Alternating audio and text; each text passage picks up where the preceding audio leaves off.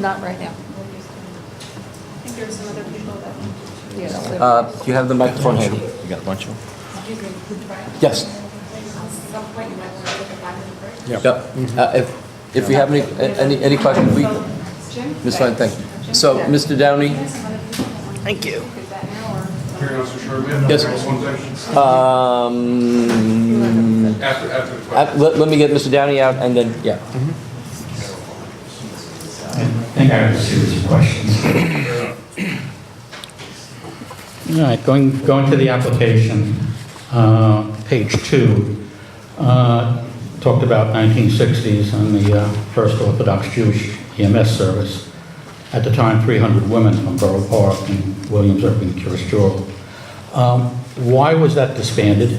And why, at the time, was not a women's organization formed off of that?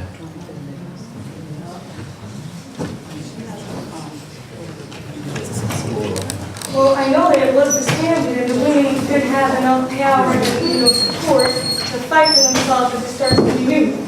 So that's why 30 years later, when my mother was approached to help out with this cause,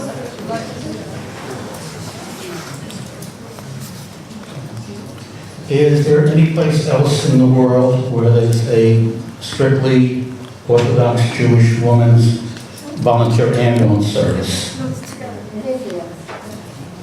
In Israel, there's over 120 women, and they are located in different situations. Every time a woman calls, the ambulance will get her to the scene immediately. Is that strictly a woman's organization, or is it mixed? Together.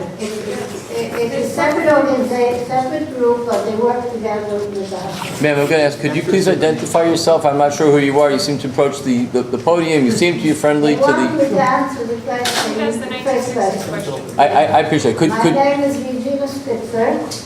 I'm in UT for over 30 years, 34 years. I was part of the forming, my father, he passed away 10 months ago. He was one of the founders of Hatzalah. He would do Hatzalah before Hatzalah. He would always help people.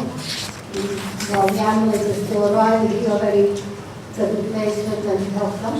So when they formed the Hatzalah, he was one of them, and there was a group of men who just said that this is not for men.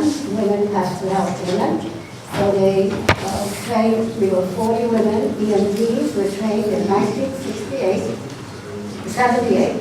1976, we trained as EMTs back then. And we in turn taught, one of our teachers was conductor. And we trained 300 women for emergency childbirth and CPR. And so that women should be able to help each other by the time the ambulance comes, first aid emergency. Some men did not like the idea. They went to the rabbis and they said, no, we don't want women in the organization. And somehow dissipated. And ever since then, we've been trying to form it. And a few years ago, Mrs. Rachel Steyer, as a lawyer, got involved. She realized the need for it, and together we built this organization. And now, thank God, we're up to here. We have our ambulance. And I could tell you, we had so many humiliating stories that we felt there was really a need for it. I respect Hatzalah. They saved my husband. They really helped us a lot. But there is a need for women to help women. And I'm embarrassed that there are women who are saying it differently. All right, Ms. Spitzer, thank you very much. Mr. Downey, any more questions? Several more. Okay. And I'm told that we need a break, and I know that I will need a break. So I'll take a break. And Ms. Downey, are you? I can come after break. You come back. So, yep. What time? What time? 5 minutes. What time? 5 minutes, 10 minutes. 5 minutes, but this woman speaks for like 1 minute. Okay. Before you break. All right. Before we break, we are going to have a break. I'm going to ask. I'm told that we have someone who must leave because of time pressure and we're running late.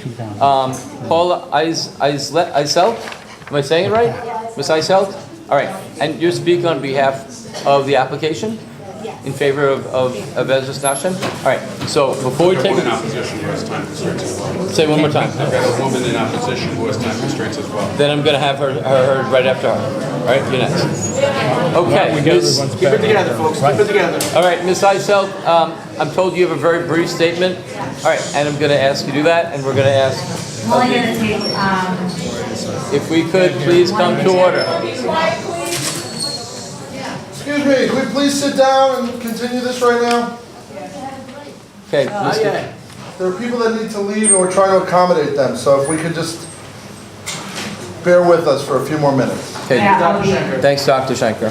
All right, Ms. Eisel. I'll be super quick. I'm a filmmaker, and I followed the formation of Ezras Nashim for 5 years.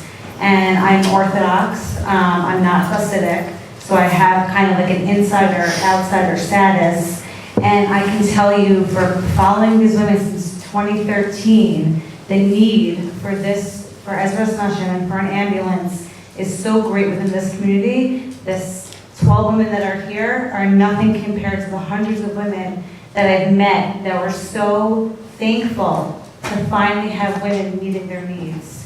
I think it's ironic also that Ezras Nashim had tried to join Hatzalah for 30 years. They have banned women from joining. And not only did they not let them join, they're now not letting them start their own organization. So they're essentially just trying to silence women completely. They don't want them in, and they don't want them to have their own thing. I think it's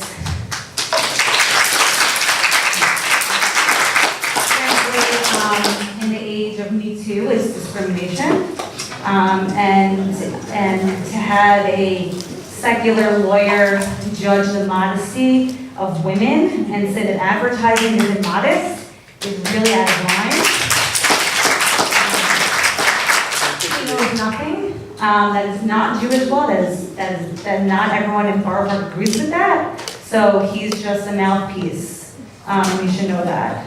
But there's a great, great need for this organization. I am pregnant. I have 3 other children. I've been in situations where I actually, in Queens, did have to call Hatzalah because of the snowstorm. And as I'm having contractions, waddling in snow that's up to my knees, the Hatzalah member wouldn't hold my hand to help me walk because he didn't want to touch me. So you have a culture that there's intense segregation, but then all of a sudden you want that to go away. That's not realistic. People don't just walk out of those things that are in you since the time you're 3 years old in an instant. And there's a lot of talk about response time. And I want to just clarify that the way you're calculating response time is from when the call is made until the ambulance comes, but you're not factoring all the time that the woman has waited to call. She's calling much later than she would call. She's hesitating. She's waiting hours, 20 minutes, whatever it is. That response time is much more, and you have no way of measuring that. So I want to just say that it would be a real travesty of culture and justice if you do not approve this application.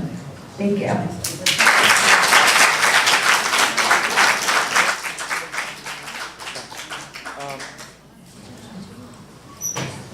Rachel Menkenbaum.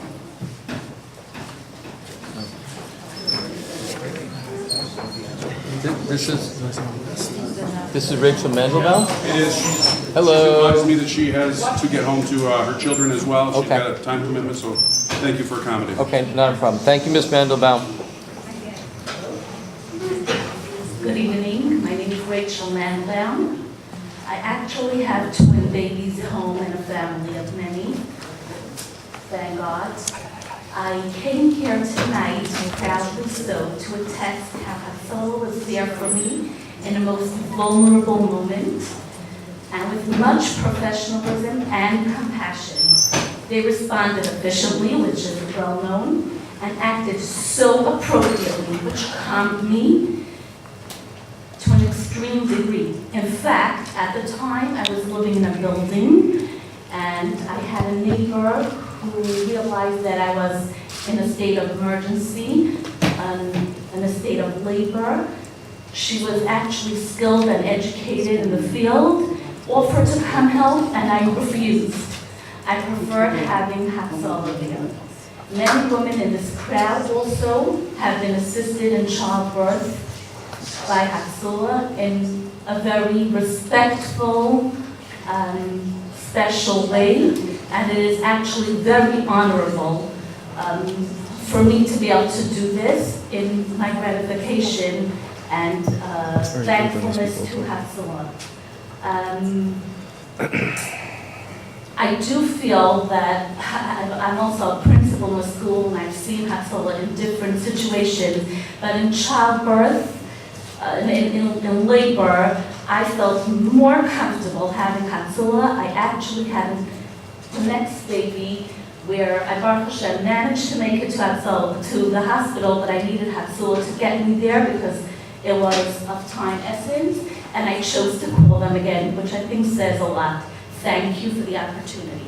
Thank you for coming.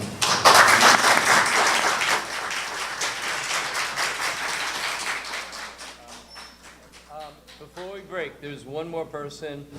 Simeon Blitman, I'm told also is Russian. Is there any way, I have Yes. two of our primary witnesses in our case in chief, but they have to go to a bar mitzvah. So I got that.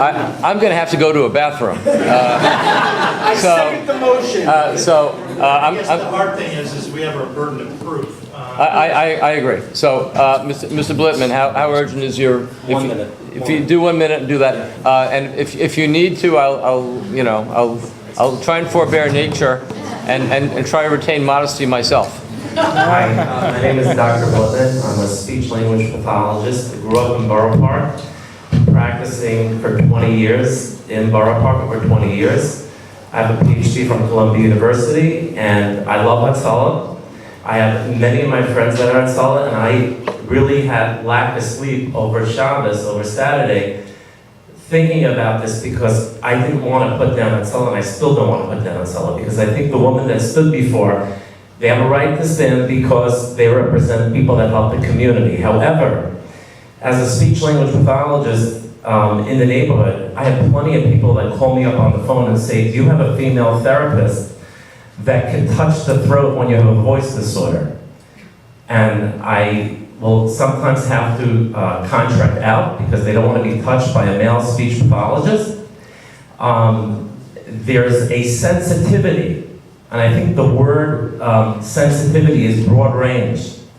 And I think that when you take the sensitivity of somebody that comes in, that doesn't want to come to you because they've never been touched by a male, in today's day and age, not even in the Hasidic world, but in the world in general, you have Hollywood executives opening up their doors or having people sit in the room because they're afraid of being exposed or being made fun or violating sexual harassment. This is not about sexual harassment. This is sensitivity. This is people who don't want to be touched by a male. Now, correct, Hatzalah is a phenomenal organization. The response time is amazing. But the sensitivity of a female is pertinent. You know, as a kid, I remember meeting Herschel Weber, the originator of Hatzalah, in the Pan Am terminal when I was 5 years old. I looked at him as the Babe Ruth. I still do. He's the Babe Ruth. He was my hero and is my hero. But that was a different time. That was a time when there was nothing like Hatzalah. He invented this organization and they helped, and they continue to help the community. Ezras Nashim is not a competitive force. It's dealing with a need. Yes, maybe the response time, as Mr. Wiseman is saying, is not what he considers parallel to Hatzalah, and maybe there's other factors because I don't see statistics being presented here. I don't see numbers. When I look at fact checking, I want to look at data. I need to look at a control group, and I have to look at the individual variations. Where are they getting these numbers from? When I look at a peer-reviewed journal, I have to see hard data, not hearsay from anyone. And that requires data. And that requires a community that can have both. And I think it really upsets me because I love Hatzalah. I think what Ezras Nashim is really here to help. It's not here to go against Hatzalah. And I think that the women that stood before, if their husbands are on sale, they should be commended after their husbands leave at 2 o'clock in the morning. But look at all these women that are willing to give up their home life to run out and help other women. That should be commended. Thank you.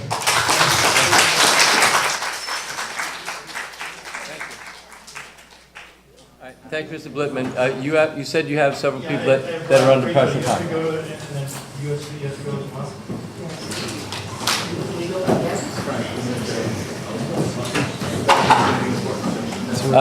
Yeah, so I will ask for brevity is the soul of wit, and it's also going to make my life so much better. So I appreciate your presence here tonight. Thank you. Hello, everybody. My name is Rachel Schmidt. Many of you know me. I am a psychotherapist in private practice. I service the Borough Park community and the Williamsburg community as well. I graduated from Yeshiva University School of Wurzweiler in 1991. More important than that, I am a proud Orthodox woman raised in the hub of Hasidic community of Borough Park. I understand the needs of the community. We're here today to discuss the need of an ambulance service for Ezras Nashim. Allow me to explain. Orthodox women are raised in a very modest way, and modesty is our badge of honor. There is nothing more sacred to an Orthodox woman than her modesty. Not her money, not her house, not her jewelry. My modesty is the most important thing to me in my whole life, personally speaking. But I'm not here to speak about myself. I'm here to speak for my clients. I'm here to speak for the community of women. They should have choices. Now, that young lady who spoke that she called Hatzalah, congratulations to you. I'm glad you made that decision. That was your choice. But I want to have a choice. That if I prefer a female, educated, professional medical service, that I want to have that choice to have that professional medical service at my side. I want to say, I love Hatzalah. There is nobody that I appreciate, and there's nobody I respect more than Hatzalah. It is just only in this area that we have a difference. Go ahead, do your good work. God will pay you back. But please, let Ezras Nashim do their work as well. Let him make room for another organization. Make room so that the women who prefer a professional medical service, that they could have that choice. The Orthodox woman, as you were mentioned before, from the age of, does not shake hands. From the age of 3, we cover our elbows. We wear high neck. We wear long dresses. We wear tights. And you know what? Our little children, they don't look at iPhones. My grandchildren, may I mention, I'm also a mother, a grandmother, and a great-grandmother. And my grandchildren do not touch an iPhone. That is how sacred modesty is to them. They do not want to come into looking at a picture where they can possibly see a woman in a bathing suit, where they could possibly be a woman not dressed modestly. For that reason, my grandchildren do not touch an iPhone. And neither does my daughter-in-law, for that matter. My point is that these children growing up in this restricted, modest society, who don't even know who Mickey Mouse is. Ask my grandchildren, who's Mickey Mouse? They will say, which mouse? The mouse that ran away with the cheese? They don't even know what you're talking about. Now, I want to just let you know that this is the culture. I'm not saying that there's anything wrong with your child watching Mickey Mouse. Don't go away with that. What I'm saying is that our children are so protected. Our little girls are wearing long tights. Now you take this little girl and she grows up and she's trained to live a good, healthy, intimate life, a life with her husband, but her husband only. And suddenly she's in an emergency situation. She has to give birth. And now suddenly she feels that she has no choice. Her modesty is ripped off. Ladies and gentlemen, she feels emotionally raped. I promise you I'm not exaggerating. And I speak as a psychotherapist psychotherapist LCSW. I have a full practice, please don't call me. And I represent the people who have not just, I cannot speak about my personal clients, I'm sure you can understand that. But I can represent the community. I can represent my children. I can represent my sisters. I can represent the females to whom also modesty is the most sacred possession that they have.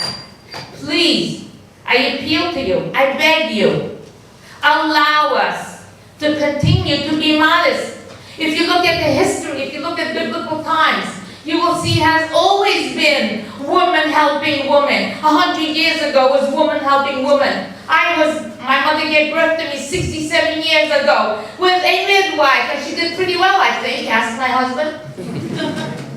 So, while I'm not putting away doctors, of course we need doctors, please. I'm only saying that the woman should have a choice, that if she's in an emergency, vulnerable stage, please, I beg you, allow her to maintain her dignity. Allow her to maintain her modesty.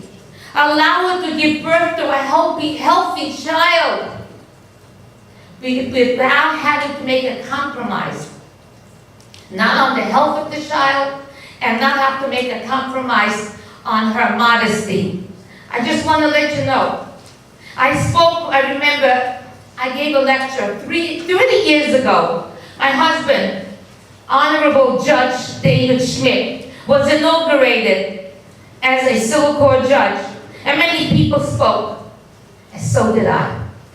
And when I got up to speak for my husband, do you know what I said? I will say it to you in 2 sentences. I said, gentlemen, I want to thank you so much for voting my husband in. This is America, a country of freedom, a country of justice. And may I ask you, American citizens, may I ask you a favor?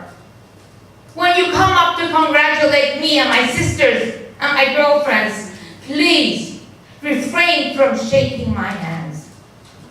And I will take your congratulations, but please do not shake my hands. And that was my whole speech, gentlemen and ladies. I have nothing more to say, because if I have my modesty, I have everything. If I don't have my modesty, I don't need my husband to be a criminal judge or a supreme judge or any judge. There's nothing more important to me than my modesty. I was walking on the beach, on the boardwalk in New Jersey in the summer. And of course I was dressed not much different than you see me right now. An elderly old lady came over to me, and she was wearing a bikini. And she said to me, how could you wear such long sleeves and high neck in such heat? And you know what I said to her? With pride. When you have pride, you can do anything. When you have pride, when I go swimming on the beach, I'm dressed pretty much the same way. With pride, pride is the gas to the car. Pride is oxygen to the soul. With pride, we can accomplish anything. And I'm going to leave you off with a story of not my client, but a friend of mine who told me this story. She was in labor, and the labor was coming quickly. She had no choice. She called Hatzalah. Who showed up? Her best friend's husband. This is a guy she sees almost every Sabbath. This is the guy she greets going to the synagogue on Friday night. Ms. Schmidt, I think you're an eloquent speaker, and you certainly have got my attention. If you have any, you probably could regale us with many incidents. Okay. And I don't mean to be rude or curt, but I do need to move us along. Okay, let me end If you could summarize, I'm going to summarize by saying that I represent the Orthodox community. I'm a clinical psychotherapist, LCSW, and I want to speak to the voice of the ladies who are not here. Please give us a chance so that we could hold on to our modesty. Please give us an ambulance so that we could do that. Thank you. That's okay. My other witness who's set to leave with Mrs. Schmidt is Toby Kane. I think her comments will be briefer. Okay. Can we get her in? Sure. Thank you. I want to be as accommodating as we can. Thank you. And tell me again, please. Toby Kane? Kane. Okay. Yes. Are you coming back after the break? No, time is it? Oh, it's 7. Who's for the 7th?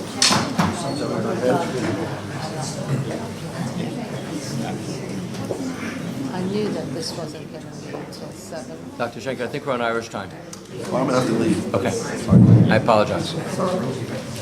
Good I think you need evening, to and thank you for continue allowing me 3 to minutes. speak. My name is 3 Toby minutes. Kane. I'm a Hasidic mother, grandmother, and 3 minutes. great-grandmother. I am the child of Holocaust survivors, and I was raised my family as well, following the strict rules of modesty. We are proud to follow these rules, which relate to how we dress and how we interact, mostly with regard to interaction between men and women. We follow these rules with sincerity and devotion. On the eve of Rosh Hashanah, 2 years ago, the Jewish New Year and High Holiday, I accidentally dropped a huge pot of steaming hot chicken soup, which spilled all over the kitchen floor, and me falling in the middle of it all. While in excruciating pain, I crawled out of the boiling hot soup to the bathroom. I took one look at the lower part of my body and saw blisters forming on my buttocks, thighs, and legs. I was at loss and knew I needed help fast, but I was determined that I would not allow any man to look at my injuries because they were in an area that I was not exposed to strange men. Wasting precious time, I was in a dilemma and did not know how to get help. I called my sister and she suggested that I call Ezras Nashim, which I did, and they came immediately. While I had heard of Ezras Nashim before this accident, it never occurred to me that I would need them. It was only when I was hurt and in pain and my private body parts were hurt did I feel the trauma of not wanting a strange man to see me. My reluctance to call for men is a result of our Hasidic culture. The care I received was professional, while I felt completely comfortable. I shudder when I think as to what could have happened if not for Ezras Nashim. They came twice a day to dress my wounds, clean them, and apply the necessary cream. Thank you, Ezras Nashim, for treating me and making my ordeal less traumatic and at the same time preserving my dignity. Thank you. Thank you, Mrs. Kane. All right, thank you, Mrs. Kane. So, just to, I'm sorry. but Yes. we have one rabbi who needs to give a lecture somewhere else, if we could indulge him. you're gonna miss a hearing officer. I would love to, and I apologize to Rabbi. The Rabbi will give me the privacy of doing this. We're gonna need to try and move us along. I'm told that we need to be out at a time that's forthcoming. We're gonna be cutting people to about 3 minutes or so, unless that is a huge problem. I'm going to adjourn the hearing for a 5-minute period, and I will be glad to accommodate your Rabbi. 5 minutes doesn't interfere too much with that.